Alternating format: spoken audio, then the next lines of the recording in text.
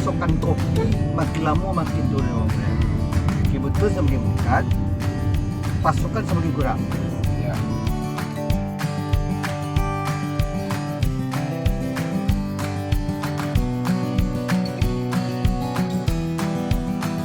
Kan strategi Sumatera Barat itu melihat bahwa meningkatkan produktivitas dari lahannya lado.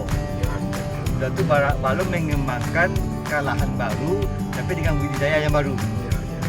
Budidaya yang bisa meningkatkan produktivitas.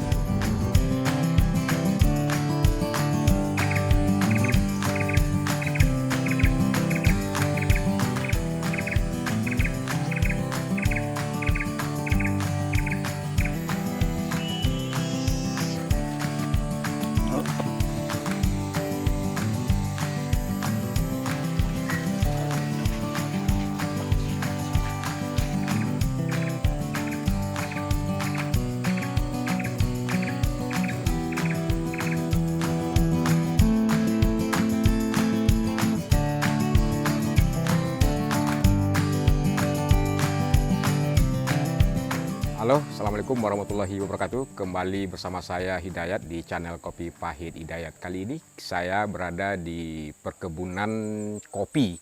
Sebetulnya disebut perkebunan kopi juga tidak tepat juga, nanti akan kita coba observasi. Tapi setidaknya motivasi kami untuk mengangkat kopi ini karena memang ada keinginan dari Dewan Kopi Indonesia bersama dengan Fakultas Pertanian UNAN untuk membuat peta jalan kopi Minang. Kita akan tahu nantinya apa alasannya, motivasinya, dan sasarannya seperti apa. Dan apa pula ini kopi peta jalan kopi Minang ini. Apakah karena memang Minang ini tidak ada kopi seperti kopi Aceh, kopi Toraja misalnya, walau alam. Untuk menjawab itu semua, saya sedang berada bersama dengan namanya Insinyur Zola Pandu. Beliau adalah pengurus inti dari Dewan Kopi Indonesia Sumatera Barat. Kebetulan juga ingin survei, observasi di salah satu lahan di Kota Padang ini, melihat bagaimana budidaya kopi yang dilakukan oleh petani dan seperti apa pula konsep budidaya kopi yang diinginkan oleh baik perguruan tinggi, termasuk juga Dewan Kopi, termasuk juga pengusaha atau kolaborasi yang seperti apa. Oke, saya sapa aja Pak Insinyur Zola Pandu. Assalamualaikum. Nah, saya panggil udah aja gitu. Waalaikumsalam. Nah, apa kabar, sehat ya? Alhamdulillah. Nah, ini kan kita lihat nih, ini katanya mau tanam kopi, kebun kopi, di sana juga ada beberapa. Ini bagaimana Pak Zola melihatnya? Ini terawat atau ada persoalannya di mana ini? Terima kasih Pak Dayat. Ya, Kita Dewan Kopi Indonesia sekarang lagi menyiapkan peta jalan pengembangan kopi Minang Sumatera Barat. Mengapa kita membuat judul peta jalan kopi Minang? Karena memang kita ke depannya akan membranding komuniti kopi yang dihasilkan dari Sumatera Barat. Jadi namanya kopi Minang. Ya. Kopi Minang Lubuk Benturun, ya, kopi Minang Setuju, ya. kopi Minang Solo, Kopi Minang Sejunjung. kopi Minang Sejunjung. Iya. Nah, jadi kita akan membranded jadi kopi Minang. Apa yang kita lakukan dalam membuat roadmap itu? Pertama kita melihat dulu kondisi perkopian Sumatera Barat. Sumatera Barat punya luas kebun kopi 13.000 hektar. 13.000 hektar. Ya. Tetapi dihitung dari produksinya hanya menghasilkan rata-rata 700 kilo per hektar. Bagus atau gimana? Sangat Rendah. rendah produktivitas. Perbandingannya gimana, Dol? Kalau kita bandingkan dengan Vietnam Oke. yang dulunya belajar ke Indonesia tentang pertanian, sekarang sudah menghasilkan 3,5 ton per hektar. Oh, jauh tertinggal ya. Kita Nah, 700 Kita kg 700 per kilo hektar kopi kita. Rata-rata Indonesia, termasuk Sumatera Barat. Kalau kita bandingkan lagi jauh yang di atasnya, Brazil Oh ya, produksi kopi terbesar di terbesar dunia. dunia. Sekarang produksi terbesar kopi dunia itu Brazil. Brazil. Dulu Indonesia nomor 2, sekarang Indonesia nomor 3, Oh. naik Vietnam nomor 2. Di sahabat Vietnam. Oke. Brazil itu 7 ton per hektar. Wow. Artinya Indonesia hanya 10%. 10% dari 10% dari Brazil. kapasitas produksi kopi Apa Brazil. masalahnya? Pertama ya mungkin budidaya kita. Budidaya. budidaya itu mulai dari bibit. Bibit yang unggul ya. Bibitnya tidak unggul sampai pemeliharaannya, sampai panennya. Nah, satu pihak sekarang kebutuhan kopi itu semakin meningkat. Oke, pertanyaannya adalah apakah kopi ini masih komoditi yang menjanjikan? Kita sambil jalan aja mungkin Pak Oke, Daol. lihat. Nah, ini kan kita lihat nih kopi-kopi Ya. nih. Nah, Ini gimana ini? kopi ini jenisnya kopi Robusta. Robusta. Ya, memang kalau Kota Padang kebanyakan kopi Robusta. Karena di bawah ini Karena ya, Robusta MDPL. ini di bawah 1000 mdpl. Ah, Kalau Arabica di atas 1000 mdpl. dari permukaan laut. Itu yang kalau di Kota Padang. Ini lebih kurang ini umur ya 3 tahun, Tiga Pak tahun. Dayat. Ya. Dari bantu dari Pak Dayat dulu ya. Iya, iya, 50.000 ini batang. kopi. Ya mungkin karena tidak produktif, hasilnya tidak menjanjikan, memang Kurang terawat. kurang terawat. Nah, Nah, ini salah satu potret ya. Kenapa produksi kita 700 kg per hektar. Itu maksudnya juga itu Daul tuh kopi-kopinya kan masih pendek-pendek tuh Ya. yang sebelah kanan itu kan. Ya. Itu Ya. enggak dirawat lah maksudnya.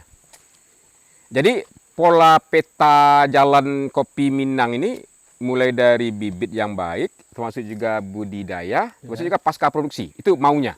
Di budaya, Menjanjikan enggak nih bagi petani? kalau seandainya kita 2 tonnya lah Pak Dayat, nggak susah kita yang tiga setengah ton yang di Vietnam, 2 ton saja. Kalau harga kopi Robusta ini rata-rata 70.000 per kilo green bean, Ya. itu artinya kan menghasilkan lebih kurang 140 juta per hektar. Oh ya. Artinya kalau dibagi 12 bulan, ya 10 juta, lebih 10 juta per bulan, Per hektar. per hektar. Profit nggak? Profit lah. Profit ya. Hanya dalam 1 bulan bisa petani menghasilkan lebih 10 juta per hektar. Oke.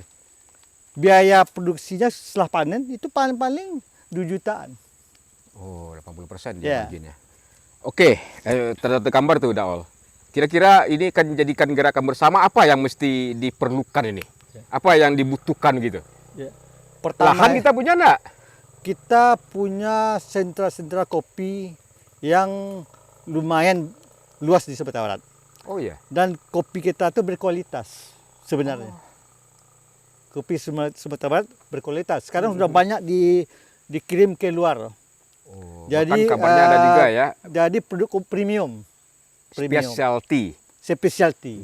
Nah, sebenarnya specialty itu kan tergantung dari bibitnya, budidayanya, pasca panennya, panen ya. sampai ke roastingnya, Iya, hilirisasinya. Betul. Nah, itu tergantung di sana nanti untuk Nah memastikan ini Daul, kopi kita berkualitas. ke sini nih, yuk. Ini sahabat kopi pahit Hidayat. Nah ini berbuah kopi. Nah ini gimana nih Daul buahnya ini? Ya. Ini kan istilahnya petik merah gitu kan? Ya, petik Yang merah gini dia Ini petik. petik merah nih. Ah, Ini sebenarnya lumayan Pak Dayat. ah, Cuma kalau kita lihat yang kebun kopi yang diraut betul itu, ini tinggi dia agak sampai setinggi ini. Memang ini udah pernah dipangkas, dipotong, di Oke. pruning. Tapi nanti kopinya harus melebar seperti ini. oh, oh. Ini iya. udah petik merah nih. Lumayan bagus. Kita nggak Buahnya tahu ini apa Tapi karena varietasnya memang dulu. tetap juga kurang Ya. perawatan aja ya. Kurang Kopi iya ini. perawat ya. Semut Ini aja bagus. suka kopi nih. Ya. Masa kita enggak? Nah, ini kopi merah baru ini petik merah barusan saya petik merah-merah Nah, kopi. jadi Om Dayat, Ya. ini kopinya. Oh, Ini pun Om Dayat, ini kopi yang kita jadikan untuk jadi minuman kopi. Hmm. Kulitnya pun ini jadi minuman. Kulitnya? Ya, kalau di Thailand dia udah buat produk olahan kulit kopi jadi minuman yang mahal harganya. Oh, karena ada khasiat juga. Ada khasiatnya. ini Ada ya? anu apa nih? Dia mengandung antioksidan tinggi. Tapi boleh dimakan ya? Ya. Bijinya bagus. Manis. Bagus ya? Manis kan? Ini yang kopi merah nih. Bagus. Ini Dr. Ferdinand Oh, kopi merah. Jadi kopi merah pada Dayat berbeda dengan kopi pahit yang Pak Dayat. Oh, iya. Kalau ini manis kulitnya kopinya. manis. Karena Ya? petik merah. Ya. Jadi sebenarnya Pak Dayat, kopi ini tidak hanya biji saja, tidak hanya kulit saja, tapi daun kopi pun jadi minuman Berkhasiat. berkhasiat. Wow. Orang Minang dulu sebelum Belanda mengenal kopi ke Minang dulu, sebenarnya secara sejarah Ya. bilang Bapak Gusti Asnan, sebelum Belanda itu orang Minang sudah minum kopi sebenarnya. Tapi minum kopi kawah. Oh iya, kopi yang daun. Daun. Cukup dicelup, Ya. minum. Kalau orang Belanda dulu kan masuk ke daerah pusat-pusat Sumatera Barat. Tapi di kampung itu kan Belanda tidak masuk. Iya. Tapi orang Minang sudah minum kopi. Nah, Kopi kawah namanya. Ini Daol, kalau seandainya dia subur, ini berapa produksinya satu pohon ini kalau seandainya dia terawat ya? Sebenarnya yang bagus tuh dibukan rata-rata 15 kilo. 15 kilo ya? Ya. Dan untuk berbuah lagi, berapa lama Dia waktunya? Merah lagi? satu Oh iya, dia kan tahun. masih ini kan? Ya. Ini masih muda, Ya. hijau, dia menguning, merah begitu. Iya. Jadi waktu dia merah kita petik, nanti petik. kan tiap minggu bisa dipetik. Jadi petik tiap Ya. minggu, petik merahnya. Jadi memang manis deh kopi Ya, merah. kulitnya manis, Iya. daunnya setengah pahit, Nah, kopinya udah baru sampai. pahit. Nah ini yang hijau, yang masih buahnya hijau, Daol. Ini kan ini termasuk lebat atau Ya, bagus, bagus ya? bagus, lumayan, Ini cocok lumayan iklim cocok. sama apa namanya Ya. pH apa Ini deh? sudah ada pelindung, karena kopi kan butuh pohon pelindung. Karena memang masih semak-semak seperti itu, Ya. ini karena memang ya kurang terawat aja. Karena memang petani tadi ceritanya tidak menjanjikan. Tidak Daol. menjanjikan. Jadi peta jalan kopi Minang ini menjanjikan nggak bagi petani nanti? Sangat Kaya nggak petani? menjanjikan. Bisa nih umroh nggak? Jadi sebenarnya Pak Dayat, Nah. apa strategi kita untuk meyakinkan petani Hmm. supaya dia merawat kopinya? Nah, dalam peta jalan itu, strateginya kita akan membuat model di tiap-tiap kawasan yang sudah ada. Seperti di sini contohnya. Ya. Kita buat modelnya mungkin seluas 5 hektar. Kita siapkan petaninya, Oke. kita latih dia dulu. Kita bawa dia Melatih, magang. merawat, memelihara ya maksudnya? Dia mulai dari Oke. pengenalan bibit, wawasan tentang kopi, budidayanya, hilirisasinya, sampai potensi pasarnya. Jadi kita buka wawasan dia dulu Ya. tentang kopi ini bagaimana. Ini punya Mulai ilmu dari ya. teknisnya sampai pasarnya. Iya, jadi komprehensif ya dari hulu ke hilir ya. Hulu ke hilir. Wah, program Prabowo banget ini. Sebenarnya, Hilirisasi hulu. Iya. sebenarnya Pak Dayat, kopi ini di lebih hulu ada juga. Nama nanti Museum Kopi. Oh, museum kopi. Ya. Lupa saya perkenalkan tadi. Ya. Ini Pak Insinyur Salapandu ini baru 2 hari lalu dia dilantik, dikukuhkan sebagai Ketua Alumni Fakultas Pertanian Universitas Andalas. Di samping itu juga pengusaha Puncak Lawang, dan yang menarik adalah punya kopi shop. Nah, jadi di hilir sudah ada kelola juga. Iya. Kantumi namanya. Iya. Di daerah ujung Gurun ya? Iya. Ya, coba deh minum kopi di Kantumi juga. Nah, ini Pak Zola yang meracinya, ilmu bidan racinya. Nah, maka nanti Pak Dayat kita akan mengawal dari mulai dari hulu nanti petaninya, kelompoknya. Dari segi budidaya dan dari segi menampung hasil. Jadi ada jaminan pasca produksi. Jaminan pasar. Oke. Dan nanti harganya kita bisa bersama-sama dengan petani, dengan kelompok tani. Menentukan terbuka, harga yang adil itu. Nah, kalau kita sifatnya ekspor nanti melalui teman-teman yang telah dan pelaku-pelaku eksportir, harga itu nanti kita tetapkan bersama. Jadi nanti kita akan meletakkan harga yang adil. Atau kalau kita jual di pasar lokal saja. Iya. Tapi punya jaring juga dengan buyer. Kita punya jaringan, Dengan punya buyer jaringan ya, untuk pembeli. lokal dan untuk Oke, luar oke. negeri. Ekspor. Ekspor. Ini komoditi unggulan juga. Ya. Kebetulan Sumatera Barat kan kinerja ekspor komoditi unggulannya juga agak sedikit. Kopi ini kan Perlu juga ditingkatkan. komoditi pangan, Mbak. Nah, itu Pangan, dia. penyegar, Ketahanan pangan. ketahanan pangan. Kalau kopi kan masuk pangan juga. Iya. Jadi dia sebenarnya kan masuk tanaman penyegar. Ya, Ya. kopi pahit. Dia pahit tapi membuat orang semangat. Segar gitu. Nah, kalau di Eropa Pak Dayat, orang siap pagi kopi, siang Siang ngopi kopi. lagi, sore ngopi lagi, Oh, ya. malam Kalau- ngopi lagi. Pak Yol, kalau mau ngomong-ngomong, apa namanya volume produksi, apa namanya konsumsi kopi orang Indonesia dengan orang luar itu gimana? Punya nggak pengalamannya? Ada. Kalau kita lihat data Pak Dayat, kalau Eropa tuh dia 4 sampai 5 Cangkir cangkir rata-rata per hari. per hari. Oke. Indonesia nggak sampai 2 cangkir. Oh. Padahal budaya kita ngopi kan? Sekarang Ngopi kan, yuk. sekarang di mana aja negara pada budaya kopi sekarang berkembang. Dari mulai anak-anak sampai orang tua, mulai dari wanita sampai laki-laki. Iya, iya, iya. Sekarang berkembang kopi shop itu isinya milenial, Gen Z Artinya potensi ke depan itu semakin ke besar. depan. Iya. Komposisi kita, ya, penduduk Nah, kita, inilah gunanya dari awal berpikir peta jalan kopi Minang itu menjadi keharusan juga kita mulai dari awal-awal gitu ya. harus kita ini kan pekerjaan bersama Pak Jat. Masuk pemerintah ya? Kolaborasi semua pihak dari pemerintah, pelaku usaha, Perbankan? perguruan tinggi, perbankan, semua dari hulu sampai hilir harus terlibat semuanya. Mesti dibicarakan dengan alumni pertanian juga yang gubernur sekarang terpilih Iya, ya. iya, Karena iya, problemnya iya. kan pertanian Iya, belum iya, selesai. iya. Ya, Nah, ini kita- menarik nih. Kita nanti Pak Dayat peta jalan yang sudah kita bukukan itu akan kita mau serahkan dibukukan. ke Pak Gubernur, ke DPRD dan ke Bupati Wali daerah, Kota Bupati yang Kota, ya. sentra kopi. Iya. Bagaimana bersama-sama kita memang membangun dan memperbaiki kebun kopi yang sudah ada. Yes. Mudah-mudahan peta jalan ini jalannya semakin terang. Amin. Amin. Ketika ketua alumni baru dilantik, alumni pertanian. Amin. Gitu. Tanpa gula kehidupan tak selalu pahit. Nah, gitu kan. Maka lihatlah, yuk jalan yuk. Nah ini kan jaraknya gimana sebetulnya taruh tanam? Ya. Jadi kalau ini dia menanam Pak Dayat kan karena tidak sesuai dengan yakin di sini lahannya kan ada berbatu Pak Dayat. Ya. Banyak batu, dia ada Oh. kemiringan. Jadi dia mencari titik tanam itu di antara batu-batuan dan kemiringan. Ya sebenarnya masih bisa salah satu Tumbuh subur. rendahnya produktivitas per hektar itu karena populasi tanam kopi per hektar itu kurang kita di Indonesia. Idealnya berapa batang per hektar ya yang bisa? Kalau di Vietnam itu sampai 4.000 batang dia per hektar. 4.000 4.000 batang. rapat. Rapat. Dia jarak 30 cm. Dia sistem pagar Pak Dayat.